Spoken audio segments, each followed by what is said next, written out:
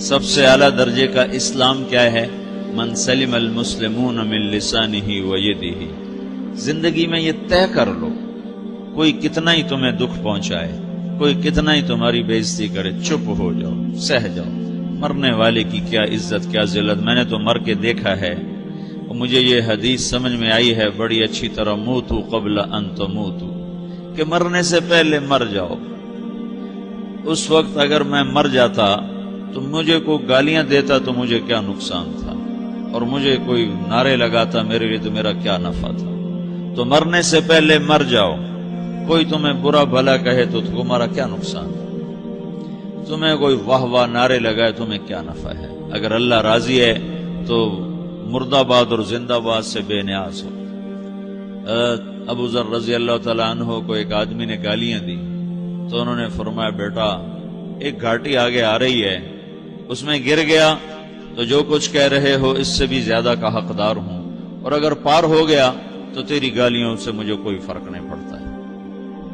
من سلم المسلمون من لسانہ و یدہ موتوا قبل ان تموتوا۔ چونکہ آج کل اخلاق ہیں انتقامی، معاف کرنے والے اخلاق ہیں نہیں، انتقامی اخلاق ہیں۔ ہمارا معاشرہ انتقامی ہے، اچھا کرو گے تو ہم اچھا کریں گے، برا کرو گے تو ہم برا کریں گے، جیسا کہو گے ویسا ہم سے سنو گے۔ یہ ہمارا ماحول ہے، یہ ہمارا۔ ایک ماں کہہ رہی تھی دوسری ماں کو، میرے پترا کدی کسی نے واسطے سلام نہیں کیتا، بڑے فخر سے کہہ رہی ہے، ہمارے اپنے گاؤں کی بات بات، میرے پترا کدی نہیں کسی نے واسطے سلام کیتا، مائی جڑا کرے انہوں کریں دیں، جڑا نہ کرے انہوں پوچھ دے ہی کوئی نہیں۔ یہ وہ فخر سے کہہ رہی، جو سب سے بڑا عیب ہے وہ سب سے بڑا فخر بنا ہو۔ میرے پتروں کدی نہیں کسی نے واسطے سلام کیتا۔ جب ماں باپ نے یہ سبق دیا تو اولاد کا کیا قصور ہے؟ تو ہمارا معاشرہ انتقامی ہے، ایک کی 10 سنانے کا ماحول ہے، تو آپ 100 کی ایک بھی نہ سناؤ۔ احنف بن قیس رضی اللہ تعالیٰ عنہ پہ ایک آدمی نے چڑھائی کر کہنے لگا، ایک سناؤ گے نا تو 10 سنو گے میری طرف سے۔ تو احنف بن قیس کہنے لگے، بھائی تو مجھے 100 بھی سنائے گا نا تو میری طرف سے ایک بھی تو نہیں سنے گا۔ ایک آدمی ان کی بڑی بےزتی کر رہا تھا اور وہ چل رہے تھے اور وہ 100 گالیاں بک رہا ہے۔ جب آ گیا نا قریب شہر تو کہنے لگے، دیکھا میرا قبیلہ یہاں رہتا ہے، اگر کسی نے سن لیا نا تو تیری بڑی دھلائی کر دے گا، تو نے جو مجھے گالیاں دینی میں کھڑا ہوں یہیں تو دے لے، تو اپنا سارا زور پورا کر لے تاکہ آگے تجھے کوئی تکلیف نہ پہنچا دے میری وجہ سے۔ تو وہ پاؤں پہ گر کے معافی مانگنے لگا کہ واقعی تو بڑے حلم والا ہے۔ وہ مشہور تھے اپنے حلم میں، بردباری، اور لوگ ان کا امتحان لینے آیا کرتے تھے کہ بھئی کوئی ہے جو احنف کو غصہ دلا دے، تو لوگ ناکام ہو جاتے تھے، ان کو غصہ نہیں آتا۔ ایسے ایک عرب سردار گزرا معن بن زائدہ، وہ بھی اپنے حلم میں بڑے مشہور تھے۔ ایک دفعہ لوگوں میں شرط لگ گئی کہ کوئی ہے معن بن زائدہ کو غصہ دلائے تو ہم اس کو انعام دیں گے۔ تو ایک شاعر نے کہا، میں غصہ دلاتا ہوں، تم دیکھنا ایسے سیخ پا ہو جائے گا جیسے جانور۔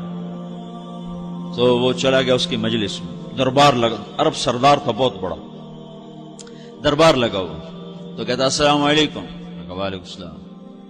تو معن بن زائدہ پر ایک دور بڑے فقر کا گزرا تھا، پھر اللہ نے اس کو بہت بڑی سرداری دی، بنو عباس کا بہت بڑا یہ وزیر گورنر تھا۔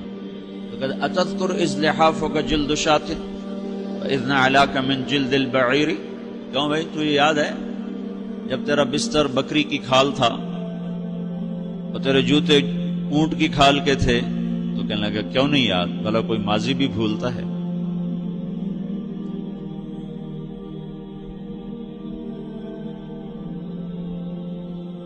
تو وہ کہنے لگا، پہلا وار تو خطا گا، کہ فسبحان الذی آتاک ملکا وعلمک الجلوس علی السریر، تو پھر ساری تعریفیں تو اللہ کی ہیں جس نے تیرے جیسے کو تخت پہ بٹھا دیا۔ کہاں بھئی ساری تعریفیں اللہ کی ہیں، میری تو کوئی اوقات نہیں۔ تو کہنے لگا سأرحل عن دیار انت فیہا وان جار الزمان علی الفقیر، جہاں تیرے جیسا حکمران ہو وہاں مجھے رہنا گوارا ہی نہیں ہے، میں یہاں سے چھوڑ کے نکل جاؤں گا چاہے کتنی تکلیف اٹھاؤں۔ بڑے دربار میں یہ ایک گورنر اور وزیر سے بات ہو رہی ہے، تو وہ کہتا ہے اچھا بھائی اگر تو ہمارے پاس رہے گا تو ہم تیرا اکرام کریں گے، اور اگر تو جانا چاہتا ہے تو پھر رافقت کا سلام. تو یہ وار بھی خالی گیا تو پھر کہنے لگا فجد لی یبن ناقصۃ بمال.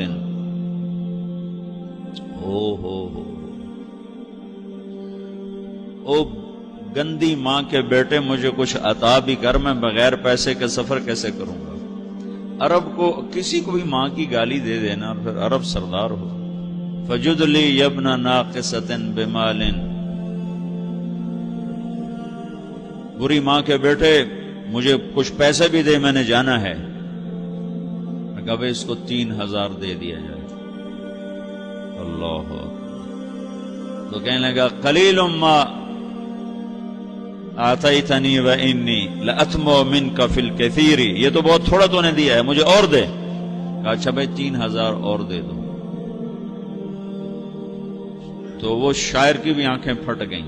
کہنے لگا اب ٹھہر جا ٹھہر جا، اب میں تیری اصل تجھے بتاتا ہوں. سألت اللہ ان یبقیک ذخرا فما لک فی البریۃ من نذیر. میں اللہ سے دعا کرتا ہوں اللہ تیرے جیسوں کو سلامت رکھے، تیرے جیسا دنیا میں کسی ماں نے جنا ہی کوئی نہیں. فمنک الجود والافضال حقا وفضل یدیک کالبحر الغزیر. تو ہی سخی ہے، تو ہی کریم ہے، اور سمندر بھی تیری سخاوت کے آگے کچھ نہیں ہے. تو نے کہا اچھا بھائی تو نے ہماری برائی کی، ہم نے تمہیں 6000 دیے، اب تو نے ہماری تعریف کی، ابھی 10,000 اور دے دو اس کو. باتیں ہی رہ گئیں، باتیں ہی رہ گئیں. کہاں سے لائیں ایسے لوگ؟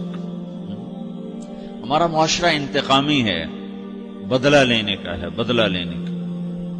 تو میرے ساتھ کیا میں نے بھی کرنا ہے. تو اعلیٰ درجے کا اسلام یہ سکھا رہا نہیں چپ ہو جاؤ، سلامت بن جاؤ، سلامتی بن جاؤ، سلامتی کی علامت بن جاؤ. من سلم المسلمون من لسانہ ویدہ. اب وہ سوال کرتا ہے یا رسول اللہ ای الایمان افضل، سب سے اعلیٰ درجے کا ایمان کیا ہے؟ اسلام کیا ہے؟ کلمہ، نماز، روزہ، حج، زکات. اعلیٰ درجے کا اسلام کیا ہے؟ من سلم المسلمون من لسانہ ویدہ. یہ اخلاق کا ادنا درجہ ہے، ادنا درجہ ہے. ادنا درجے پر پہنچ کر آپ اسلام میں اعلیٰ درجے پر آ سکتے ہیں. وہ سوال کرتا ہے ایمان کیا ہے؟ تو آپ نے کہا اللہ پر، فرشتوں پر، کتابوں پر، رسولوں پر، موت کے بعد کی زندگی پر، تقدیر پر. اب ایک اور سائل سوال کرتا ہے ای الایمان افضل، سب سے اعلیٰ درجے کا ایمان کیا ہے؟ تو آپ نے فرمایا حسن الاخلاق، اچھے اخلاق سب سے اعلیٰ درجے کا ایمان ہے. جو آدمی اسلام میں، جو آدمی اخلاق میں، جو مرد عورت اخلاق میں ادنا درجے پر ہوتا ہے وہ اسلام میں اعلیٰ درجے پر پہنچتا ہے. اب اگر وہ اخلاق میں اعلیٰ درجے پر آ جائے تو اب یہ کہاں پہنچے گا؟ اب یہ کہاں پہنچے گا؟ میرا نبی کہہ رہا ہے سب سے اعلیٰ درجے کا ایمان ہے حسن اخلاق، حسن اخلاق. ابو ہریرہ نے پوچھا یا رسول اللہ وما حسن الاخلاق. یہ بھی ایک اور حدیث ہے. یا رسول اللہ حسن اخلاق کیا چیز ہے؟ تو آپ نے 3 چیزیں فرمائی، تصل من قطعک وتعطی من حرمک وتعفو عمن ظلمک. جو تم سے توڑے نہ تم اس سے جوڑو. نہیں کرتا سلام نہ کریں. کوئی ہم چھوٹے باپ کے ہیں؟ ہم تو کبھی بھی نہ کریں، ہم تو کبھی بھی نہ منہ تھوکیں بھی نہیں. ہم تو میرا نبی کہہ رہا ہے جو توڑے تم اس سے جوڑو، جو محروم کرے اسے عطا کرو، جو زیادتی کرے اس سے درگزر کرو. یہ 3 کام جو عورت مرد کر لے گا یہ اخلاق کے اعلیٰ درجے میں ہے. جب یہ اخلاق کے اعلیٰ درجے پر پہنچتا ہے تو پھر میرا نبی کیا بشارت دیتا ہے؟ ادنا درجے پر پہنچ کر تو اعلیٰ مسلمان کی بشارت ہے، اور اخلاق میں اعلیٰ درجے پر پہنچ کر میرا نبی کہتا ہے کاد الحلیم ان یکون نبیا. اعلیٰ اخلاق والا بس نبی بنتے بنتے رہ جاتا ہے. اعلیٰ اخلاق والا ایسے ہے جیسے کہ نبی، قریب ہے کہ وہ نبی بن جائے. یہ تو ہے نا ترجمہ، لیکن ہم ہمارے اردو میں کہتے ہیں وہ نبی بنتے بنتے بنتے رہ گیا. کیا مطلب؟ کہ اس میں اور نبی میں صرف نبوت کا فرق رہ جاتا ہے، باقی وہ سب کچھ حاصل کر لیتا ہے. تو یہ سارے دین کا میں نے آپ کو خلاصہ بتایا ہے. میری آپ کی ضرورت ہے کہ میرا اسلام اعلیٰ درجے کا ہو. من سلم المسلمون من لسانہ و یدہ، میرا ایمان اعلیٰ درجے کا ہو.